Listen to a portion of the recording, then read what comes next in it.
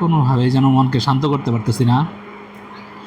কালকের যে ট্র্যাজেডি, এই ট্র্যাজেডি আসলে কোনোভাবেই মেনে নেওয়ার মতো না। আমার সন্তানরা কিন্তু, যে সন্তানরা মারা গেছে কারো না বাপের মায়ের সন্তান,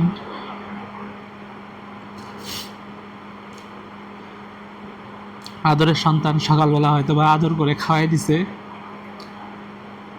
সন্তানকে খুব ভালোভাবে পোশাকটা পরাই দিছে, কিন্তু বিকেলবেলা সে নাই।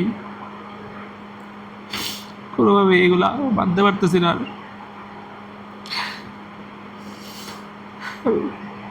আল্লাহ তাদের বাবা মাকে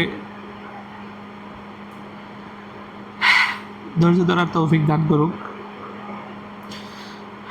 আর এমন যেন দুর্ঘটনা না হয় বাংলাদেশে, সেটাই আশা করি।